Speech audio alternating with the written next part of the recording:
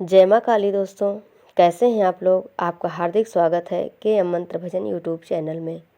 दोस्तों, आज की इस वीडियो में मैं मेरे माँ काली के भक्तों को बताने वाली हूँ कि ओम ऐं ह्रीं क्लीं चामुंडाय विच्चै नवारण मंत्र का जप किसे और क्यों नहीं करना चाहिए।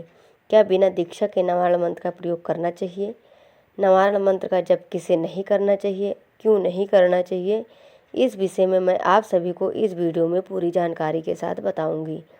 यह मंत्र लोक प्रचलित मंत्र है, सभी को इस मंत्र के विषय में जानकारी है, लेकिन बिना दीक्षा से करने से क्या होगा और दीक्षित होने से करने से क्या होगा, इसको आज हम अच्छे से समझेंगे इस वीडियो के जरिए।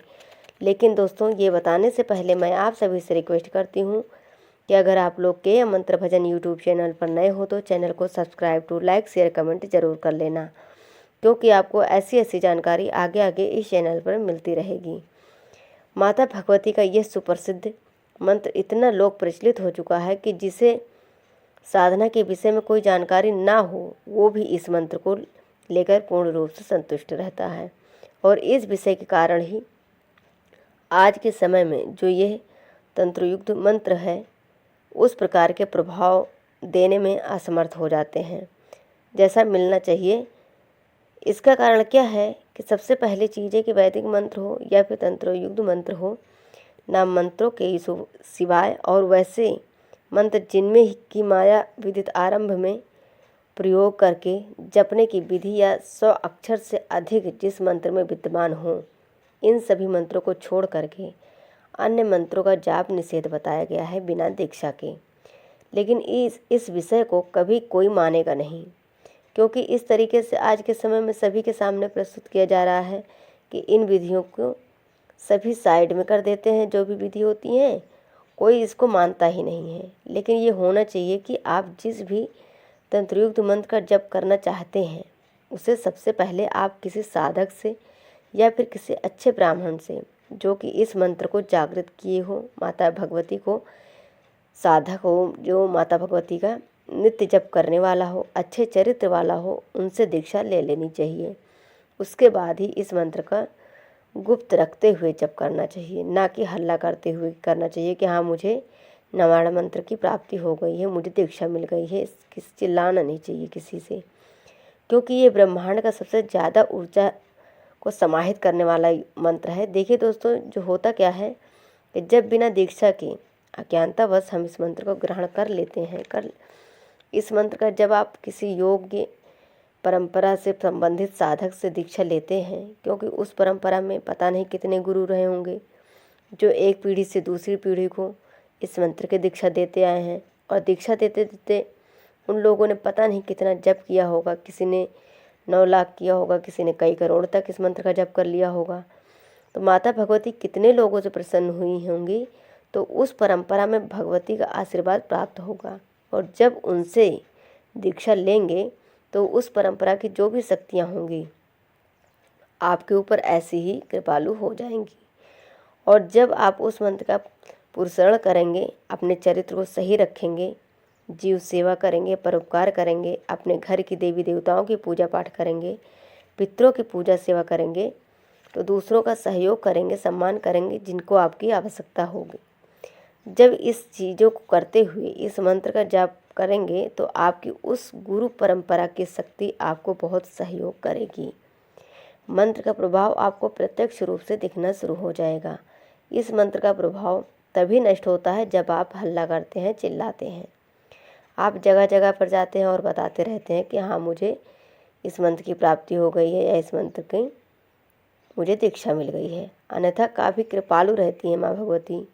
अगर बिना दीक्षा के आप इस मंत्र का जप करते हैं, फिर वही चीज़ें यहाँ लागू हो जाती हैं कि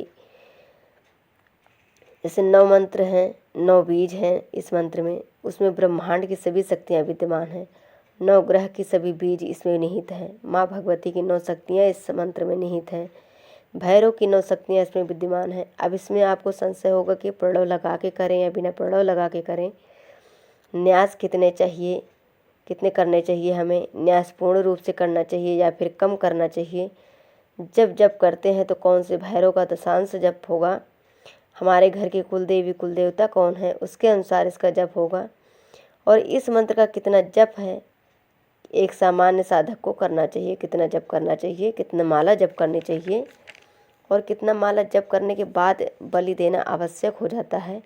आपकी कुल परंपरा के अनुसार अगर आप दीक्षित नहीं हैं तो कितने जप होने चाहिए, कितने जप होने के बाद बलि देना आवश्यक होता है, क्योंकि इसमें जो 9 प्रकार की शक्तियाँ हैं, इसमें सभी शक्तियाँ जो हैं सात्विक नहीं हैं, इसमें कुछ उग्र और तामसिक शक्तियाँ भी हैं। तो जब तक आपको योग्य मार्गदर्शक नहीं मिल जाता तब तक आप इस मंत्र का जप नहीं कर सकते हैं। पुण्य को कमा करके मंत्र को प्राप्त कीजिए या ये मंत्र कमाया जाता है, इसके लिए दीक्षा लेकर करें और सही तरीके से चलें।